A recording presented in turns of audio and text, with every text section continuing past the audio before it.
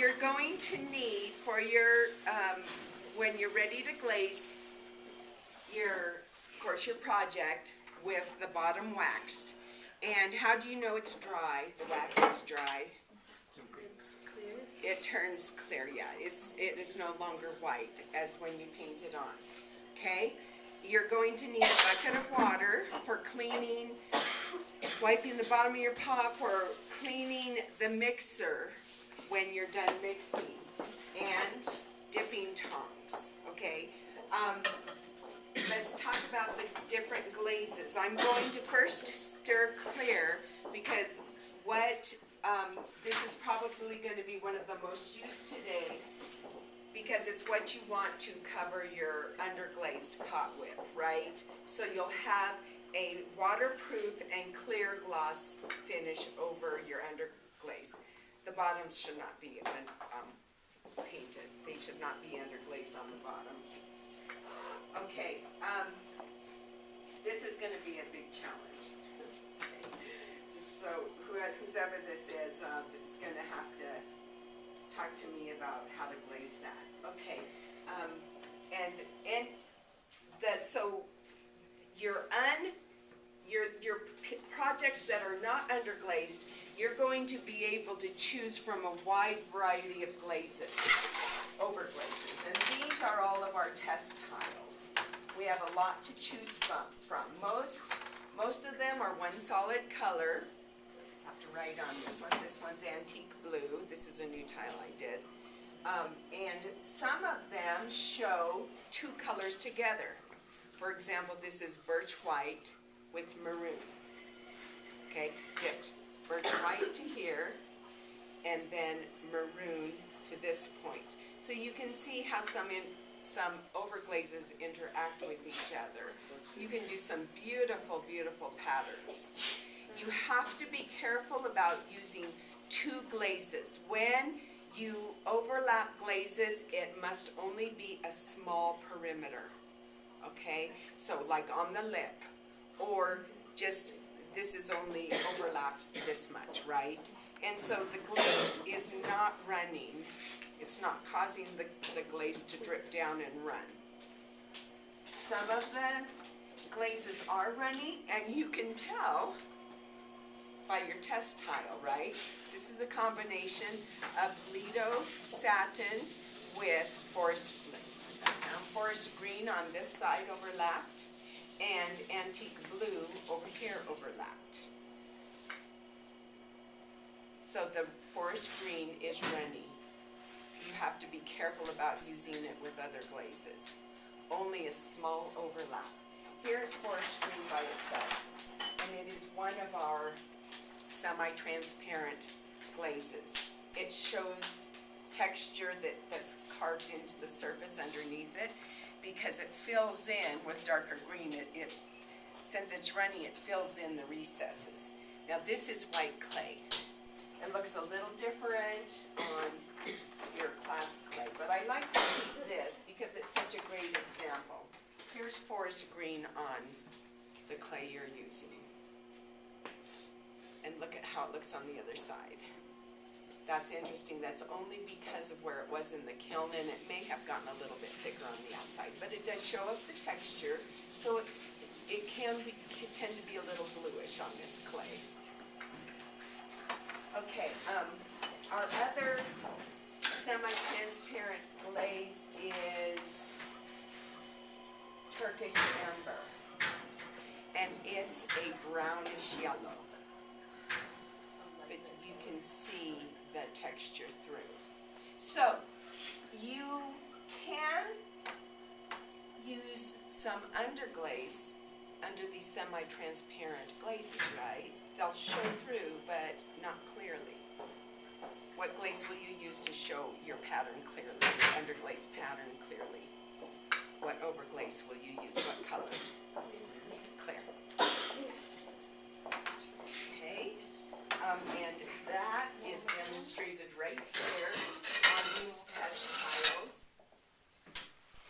They have the major underglazes by themselves and with a dipping of clear on the outer border. So you can see how the overglaze brings out the color. And it may alter it a little bit, right?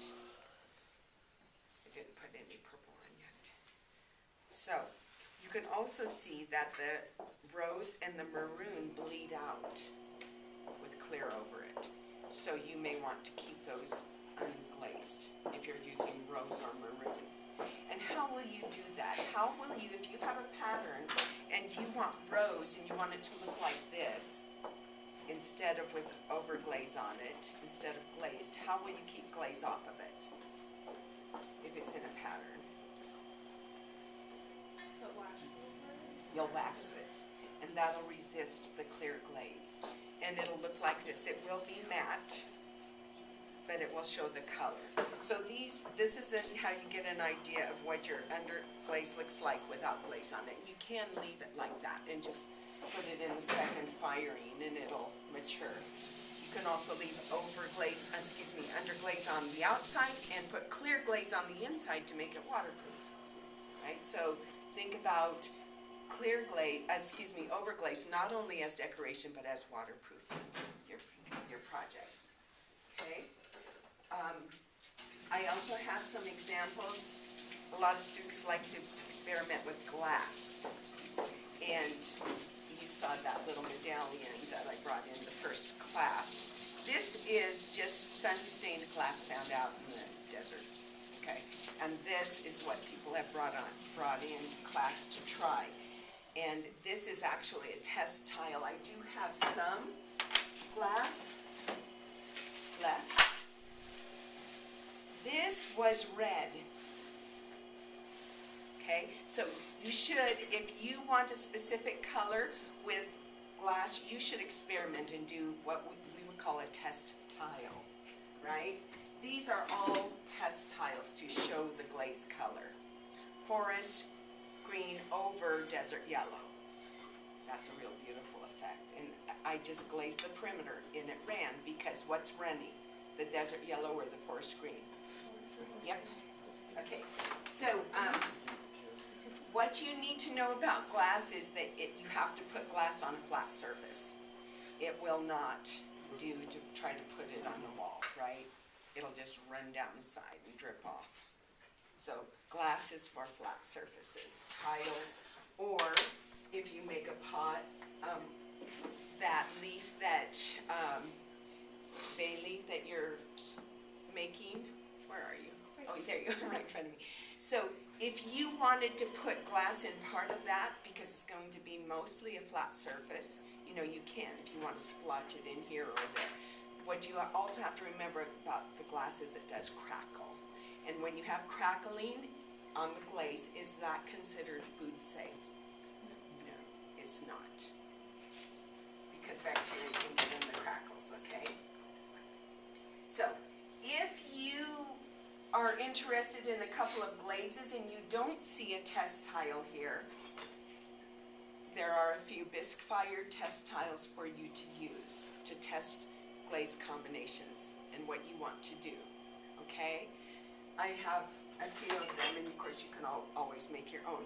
So if you're wondering, and it really is important to you, some people just say, oh, I don't care, I'm just going to try it. And that's okay, but if you really care about your project and have something specific in mind, you might want to try a couple of different ways of combinations before you choose how to overglaze it.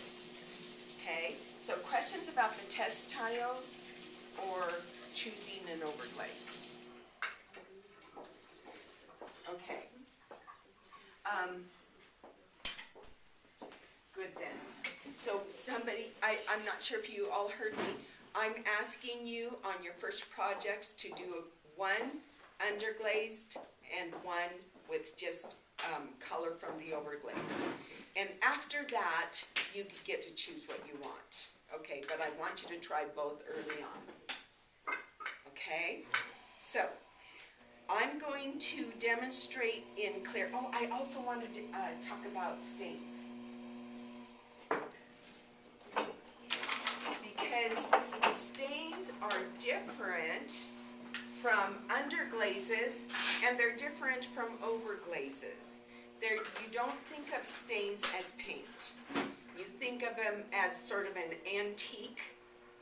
antiquing process to accentuate texture, or to just on smooth clay to have a sort of a just like a darkened, variable, antique look.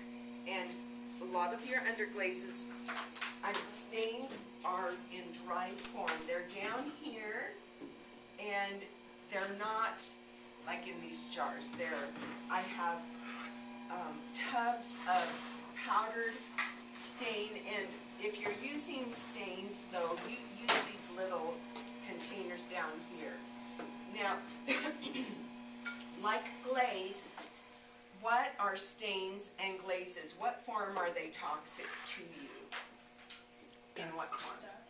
Dust. So when you open this, it's dry, and it's dry, you know, be careful and don't like go crunching it up and throwing it about. You want to dehydrate it.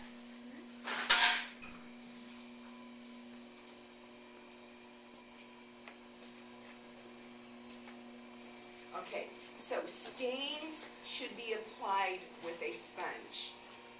And I don't have any gloves in this class, but the stains will stain your hands, they will stain temporarily, stain your skin, they will stain your clothing. So be careful when you're using them. Let's see, I'll just use this sponge. So, the stains go a long, long way. You don't need a lot of it. I need to do a test tile on stain, so I'm going to do a test. And this is red iron oxide. I'm just dipping it in, and you're going to see how heavy it goes on.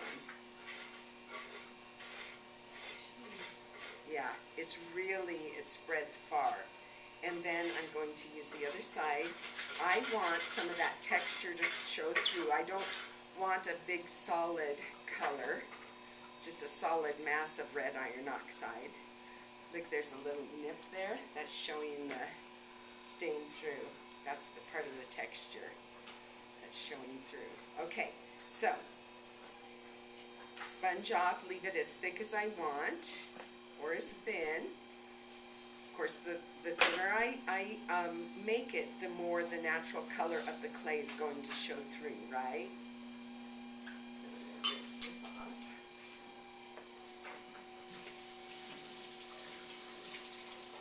It's not toxic to get these stains on your skin, but they will stain.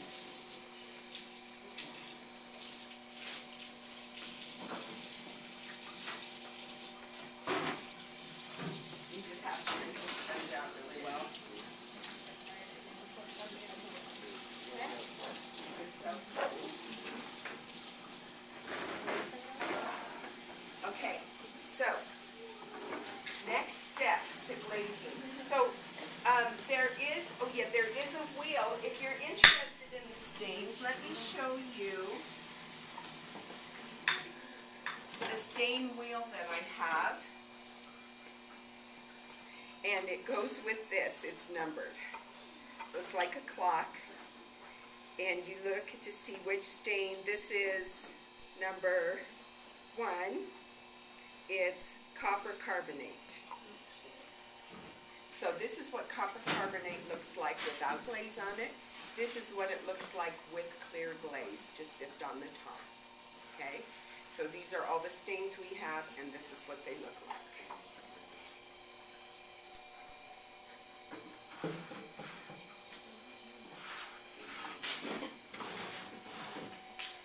Okay, when you're ready to use a glaze, you're going to first mix it with the mixer. And this is new to our class. Our last one had a shimmy, so I'm happy to say this is nice and steady. You guys should not have any problems using this one.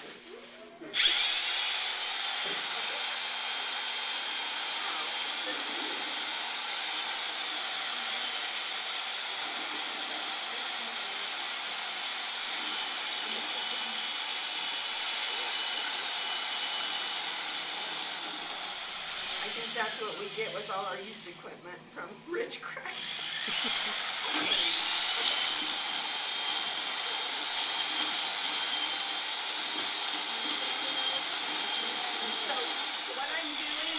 I'm, moving this around on the bottom, I can feel that, there is some more sediment down there. This is not completely mixed. So that's why I'm moving it around. Get all the sediment off the bottom.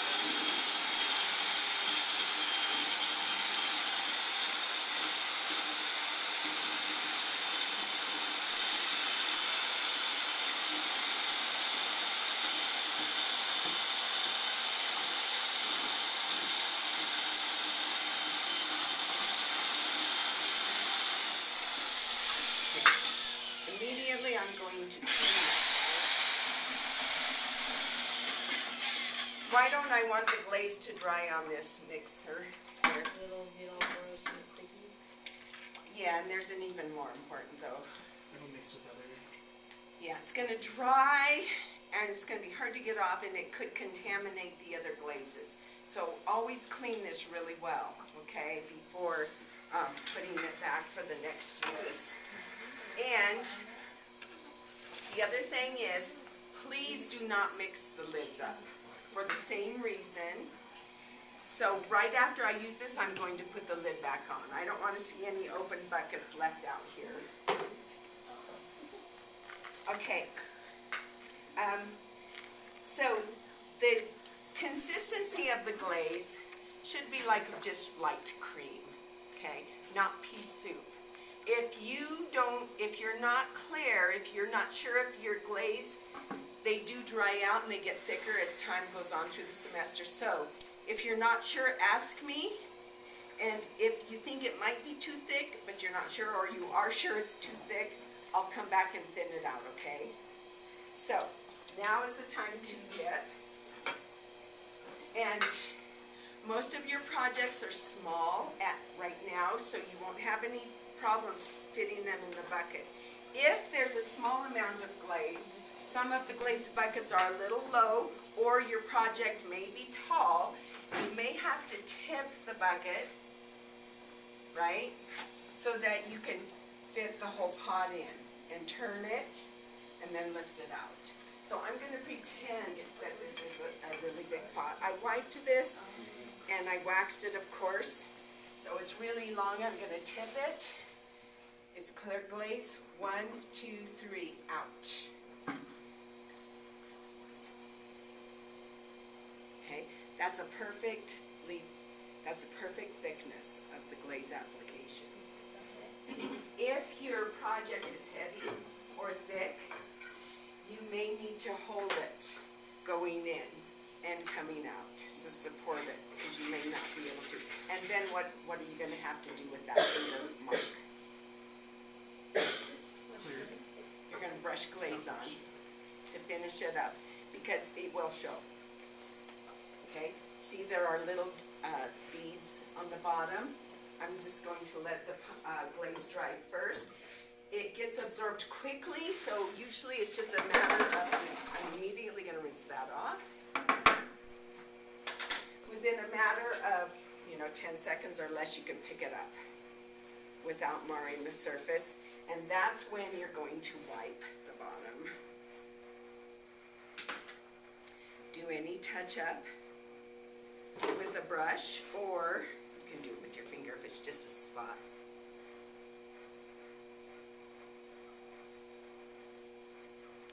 Okay, so that's ready to be placed next to the kiln over here to be loaded. Okay, so some of the pitfalls with glazing, holding it in way too long. Number one, just hold it in 1, 2, 3, you're out. Okay.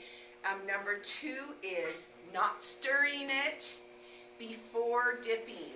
And even though I stirred it with the mixer, you need to re-stir it with the sticks, the stir sticks. Oh, here they are. Get these out and put them over here with the tongs. So you need to stir, and please rinse your sticks off too. I do not want anything to be in this bucket at the end of class. You guys need to clean up after yourselves after you use the stir sticks and the mixer, right? Okay, so those are the two biggest pitfalls, and then the third one is forgetting to wipe the bottom. Okay, don't forget that. Questions about the glazing process? I have it posted right there as a reminder. I have it posted over here with a recipe for magic paste that I have not yet introduced to you. Students like to have, who has ever made a paste to sort of like repair their projects? Okay, so there is a method of making a paste out of vinegar, corn syrup, and dry powdered clay, which I don't have, so you have to make your own, like find some scraps or make some scraps. I'll dry some clay and have it available. And you make a paste. There's a recipe to try to glue things together or fill in cracks. Personally, I don't like it, and I've never had good success with it. Some people have, but you can try it if you like. I'd rather you be really conscientious about your construction so that you don't have any cracks or mishaps to begin with, right? That's what I'm after. Okay, questions about glazing?